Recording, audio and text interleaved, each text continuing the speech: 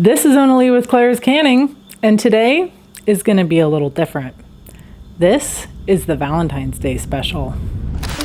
Cooking and canning with my grandma Clara at her little house in Rural City are some of the best memories I have.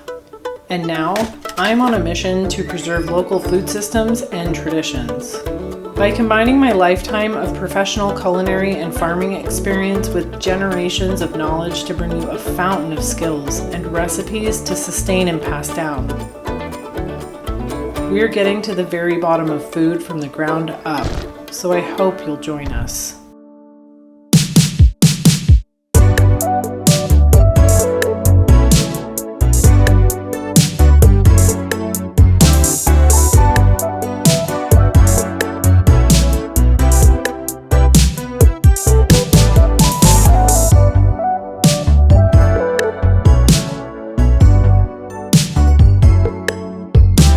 Welcome to the Clara's Canning Valentine's Day special, and today I'm going to show you how to cook a multi-course meal at home, whether you know how to cook or not.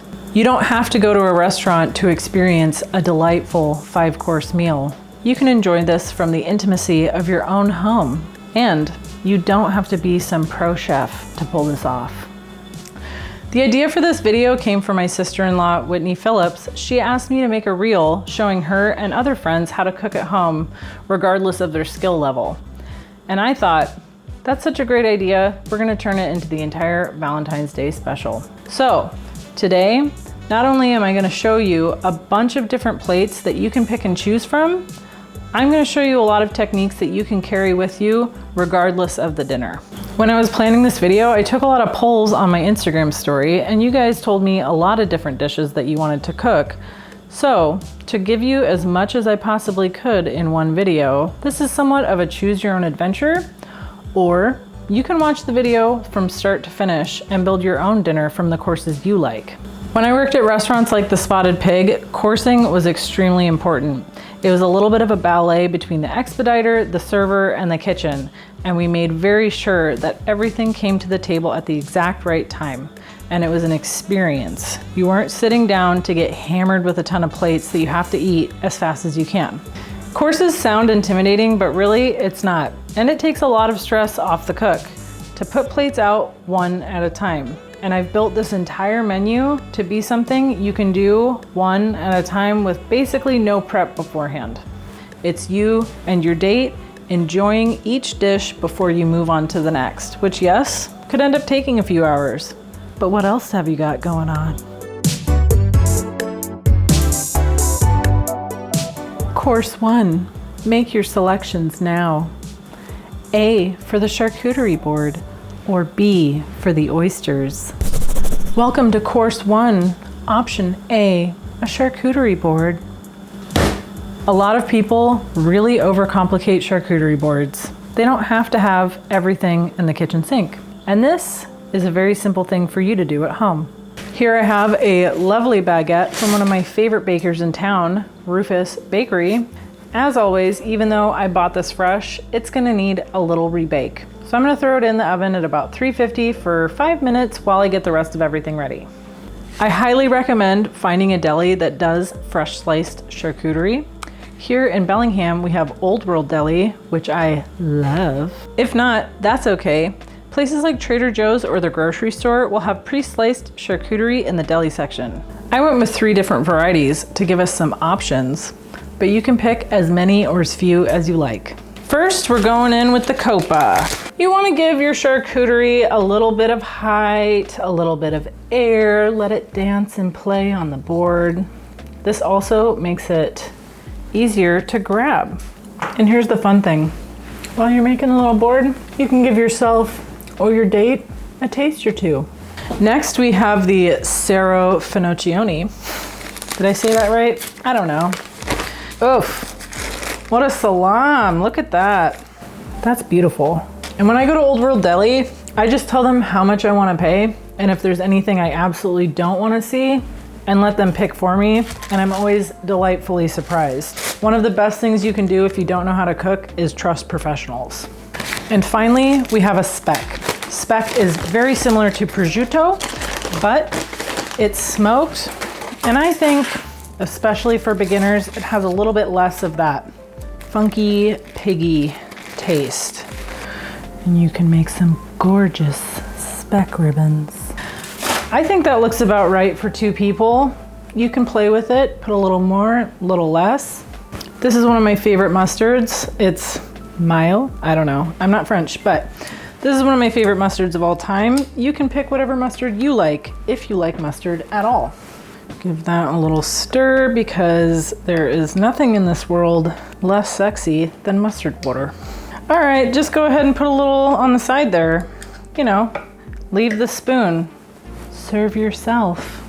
We've got some pickles, which yes, I absolutely know how to make pickles. Am I going to? No. I'm gonna go to the co-op and I'm gonna go to their little pickle bar and I'm gonna buy them. So that's what you should do, unless you really wanna make the pickles. These are Castelvetrano olives. They're some of my favorite. If you absolutely hate olives, don't put them on. I'm gonna keep them all in the same area because they have pits. When you're serving something with pits, it's polite and customary to eat one. Take the pit, put it in a little dish, and make sure it's accessible to the board. That way your guest knows it's okay to not hide the pits in their napkin. These are some delightful sweet pickled peppers that I really like the flavor of. They're not spicy, they're also pretty, and you can just throw those around as you see fit. But again, this is all very customizable. Pick things out that you like, that you know they like. And heck, if you've got the pickles laying around, I suppose you can use them. Now, our board is set and our baguette is ready to go.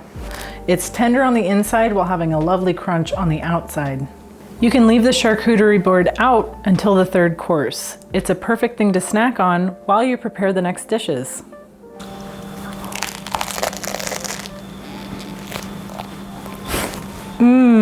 Charcuterie. Welcome to course 1, option B, oysters mignonette. Step 1, give your oysters a good rinse. We've already done this, so these are ready to go. And before we get shucking, we're gonna work on the mignonette. It's just shallots and vinegar with a little bit of seasonings. You can do whatever you like and keep it as simple as lemon and hot sauce or maybe a shave of fresh horseradish. For 2 people, you really won't need very much mignonette. Just this shallot is plenty. This mincing technique is called a brunoise. You want them as fine as possible so that they don't overpower the oyster. But if this seems intimidating, you can just slice them pretty fine. This sauce is so simple, the better quality your ingredients, the better the results will be. But use whatever white wine or red wine vinegar you have access to. You want just enough vinegar so that the shallots can dance around in the liquid. Lemon may not be typical for a mignonette, but I do believe the flavor adds a little sparkle. A little fresh pepper, and a pinch of nice sea salt. And now your mignonette is ready to marinate while you shuck your oysters. I shuck in my hand, as I was taught at Emmett Watson's Oyster Bar in the Pike Place Market. You might want to use a table. First, you want a towel that you really don't care about because this can get a little dirty. This is my favorite type of oyster shucker. It has an ever so slight curve upwards. I suggest something like this if you can find it. This is all about leverage. You don't want to use a lot of forward pressure or stabbing motion as you can hurt yourself. So here's what you're gonna do. You're gonna take your shucker, put it right in the back of the oyster, grip firmly, and push up. It's not this motion, it's this motion. Now that we have our oyster popped, you're going to gently lift the shell and sever the muscle. Take the top shell off, and you're going to want to spend some time not only cleaning your shucker, but cleaning all of those shell fragments from the oyster itself. Okay, sever the bottom. Go ahead and give it a flip. And that is a perfectly shucked, shell-free oyster. To make this even more simple and interactive, I like to shuck the oysters one at a time and pass them off to my guest. If you like the ice display, you can ask for a bag of clean shaved ice wherever you've purchased your oysters. When you're shucking, Shuck them onto a sheet tray and then set them up on the ice after so it doesn't melt. Be sure to tip your oyster shells up so you aren't losing any of its sumptuous juices. Don't shy away from enjoying one of the world's best aphrodisiacs at home.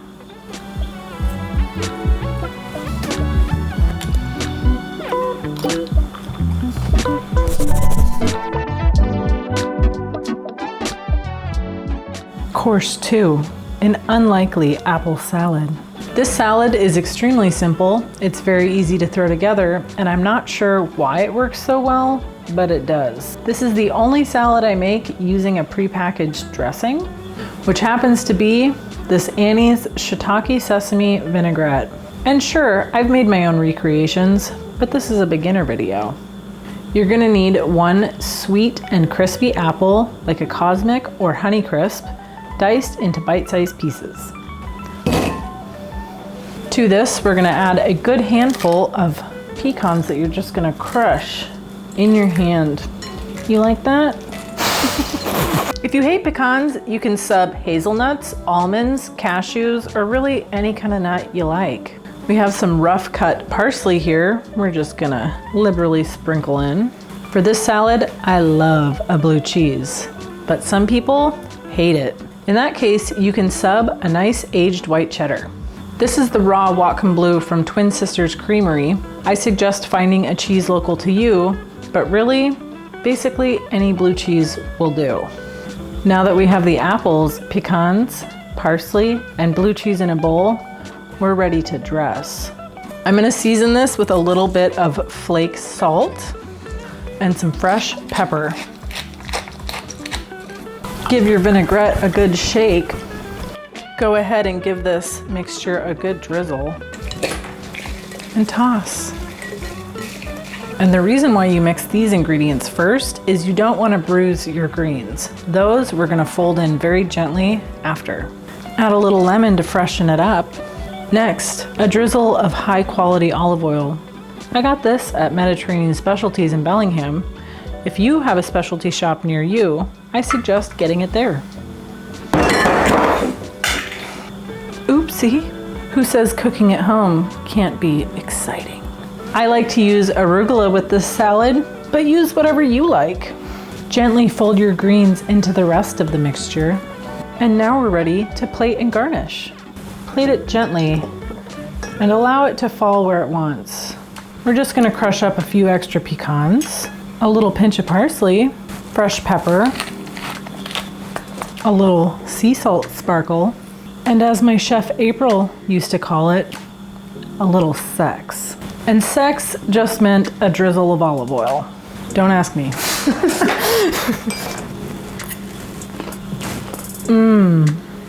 That's it for course 2. Moving on to course 3.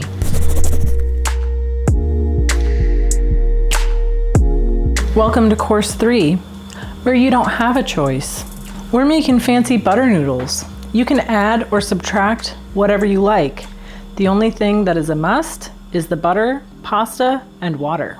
But it's oh so elegant. Add a few good pinches of salt to your pasta water. While our water comes to a boil, we're gonna supreme 1 lemon and dice our butter. I found this at my local co-op, but use whatever is accessible to you. All of the lines in this butter is chunky fresh sea salt, so you're definitely gonna wanna taste your sauce before seasoning. I found this beautiful dried garganelli pasta at my local Mediterranean specialty shop. I personally recommend a smaller bite-sized pasta. I'm gonna cook probably about half of this package.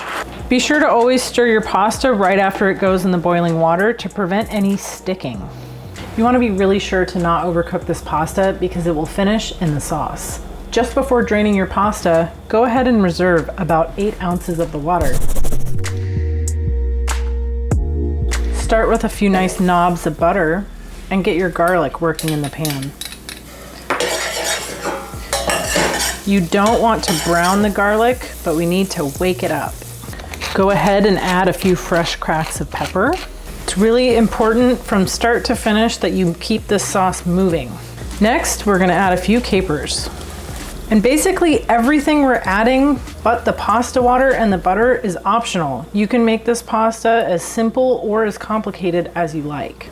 I turned the heat up just a bit, and we're gonna go ahead and add a splash of pasta water. At this stage, we're gonna add our pasta back to this sauce. And again, keep it moving, adding a few more knobs of butter. As you build the sauce, you want to alternate between pasta water and butter, being careful to not add too much of either. The starches and the fats will begin to emulsify into this luxurious, velvety sauce. And pretty much anyone can make a butter noodle. As our pasta finishes in the sauce, you're going to need to add more water. The trick with this sauce is keeping it emulsified. You want to keep a really good balance between the butter, starch, and water. Make sure you taste your pasta as you're cooking. It would be a shame if you let it get too soft on Valentine's Day. Now that we've built a very elegant sauce, we're ready to finish. Add a sprinkle of parsley, our lemon supremes that you can pinch in half, sprinkle of salt, and we're ready to plate. To plate, you're just going to gently spoon this luxurious pasta in a beautiful dish.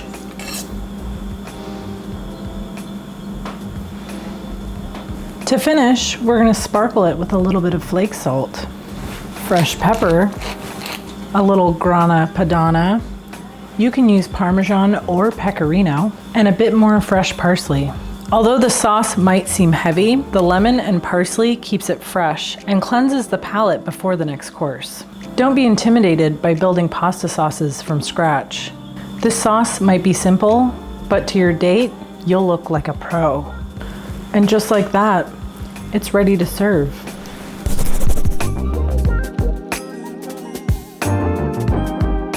Welcome to course 4. Select A for steak or B for salmon. What'll it be? You've selected course 4, option A. Seared steak with sauteed veg and a simple wine sauce. This plate might look like it came from a restaurant, but it's so easy to do at home. Learning to sear and baste a steak at home is a foundational skill anyone should have. It's very professional, but it's also very easy. And even if you're a beginner, I believe you can do it. Before you sear your steak, we're gonna prep our veg. For the side, I've gone with romesco and some broccolini because that's what's in season, but you can do this with basically any veg you like. And that's it. We've washed and prepped our veg and minced 1 to 2 cloves of garlic. We're ready to sear our steak that we have allowed to dry overnight so that the flavors are concentrated and it sears perfectly. If you want to know more about why you should leave your meat unwrapped, check out our reel. Season liberally with a good quality kosher sea salt. And because it's been dried, I like to kind of smush the salt into the steak to get it to stick. And then on the edge, just roll it and all that. And some fresh pepper. Our skillet is just about at a smoke point, so I'm gonna add a little bit of refined bacon grease. You can use lard or any high heat compatible oil. Grab your steak and sear it on the edge first. And by searing it there first, you've rendered some of the beef fat and created flavor all the way around the steak. Keep a tray handy next to your pan for tools as well as to rest your steak after cooking. You want to make sure your steak browns as quickly as possible so it doesn't overcook. If you don't own a meat weight, you can use another cast iron pan. Check to make sure it's caramelizing evenly. Right here, I want to make sure that gets brown, so I'm gonna get that over here.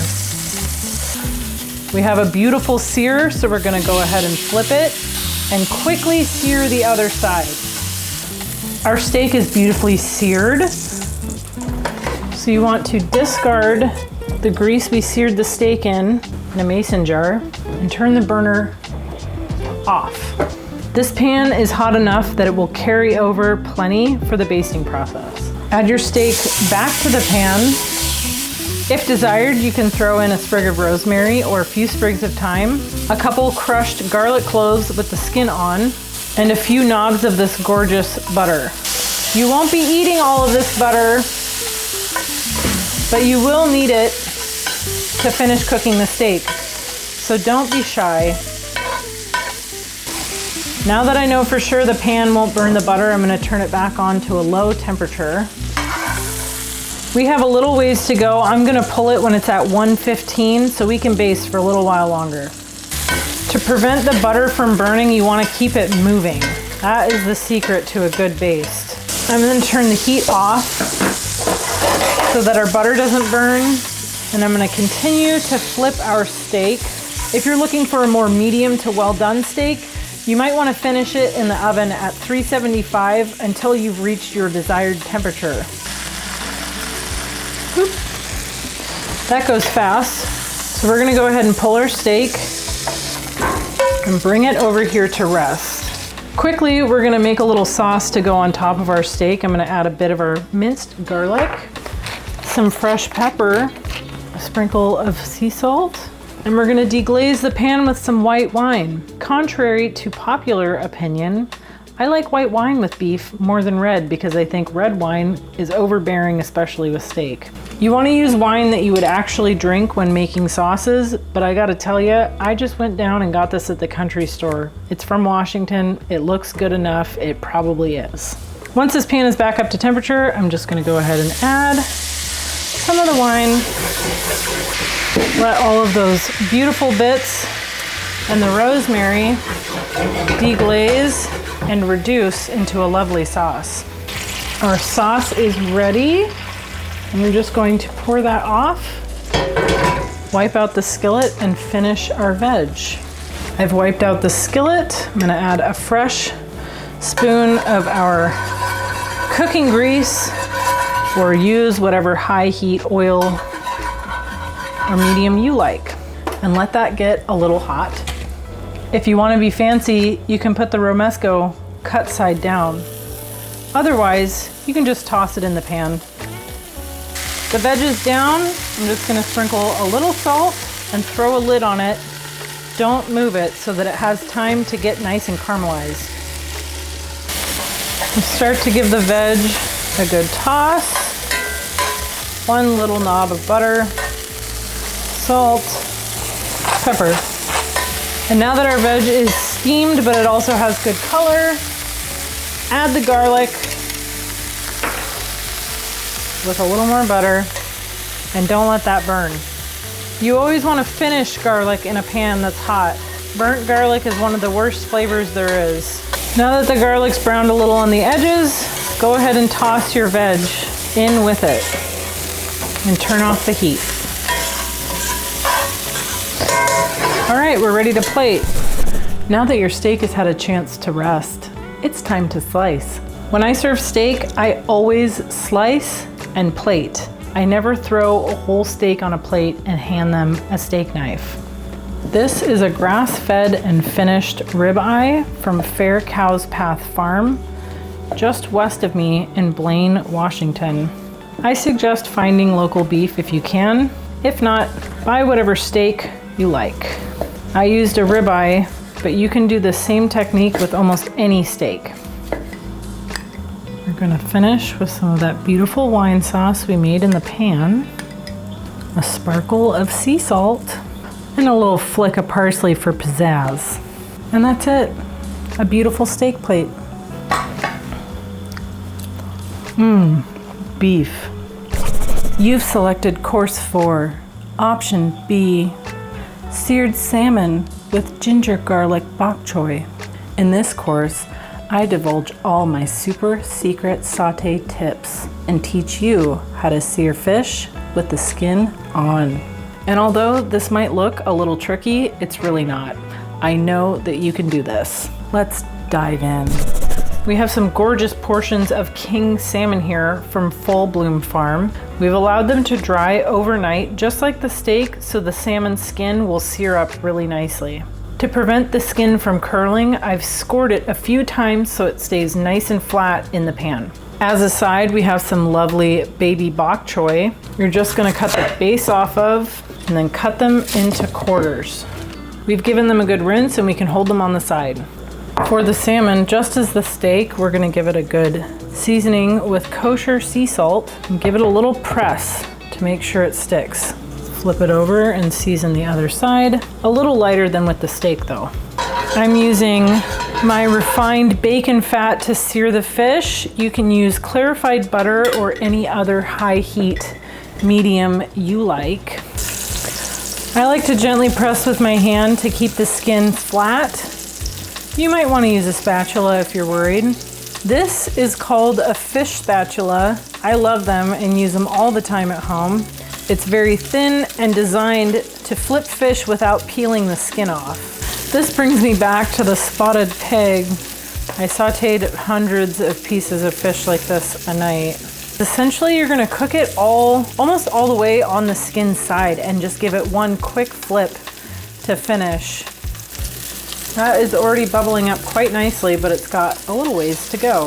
You can start to see the heat traveling up the side of fish. Once you see it get to about here is when it's done.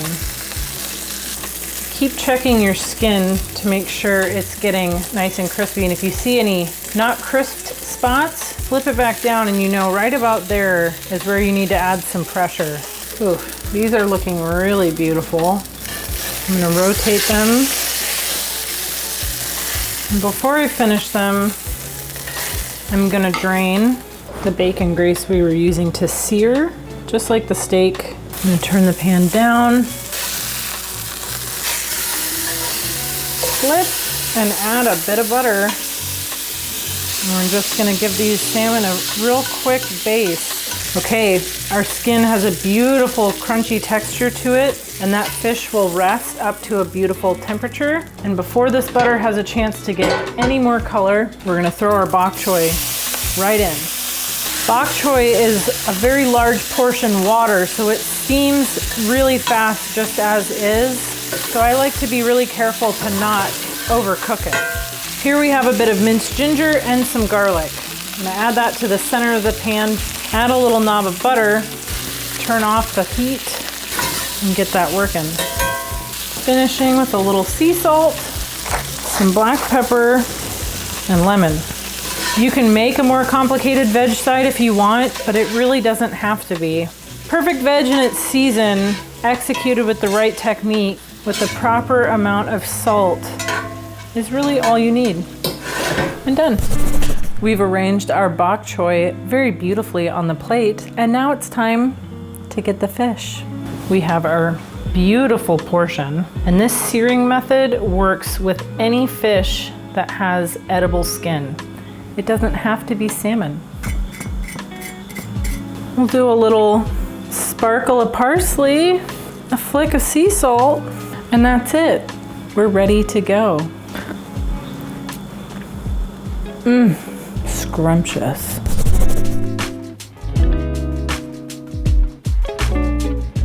Welcome to course 5, a sweet finish. For dessert, I say trust the professionals. And for this course, I went to Saltadina Bake Shop. You can go to your favorite bakery, or if you feel really called, you can make a dessert on your own. At the end of such a rigorous meal, I don't think a large dessert is necessary. I love macarons because they're so simple and easy to eat, and they don't bog you down. You really don't need to plate these either. You can enjoy them straight out of the box they came in.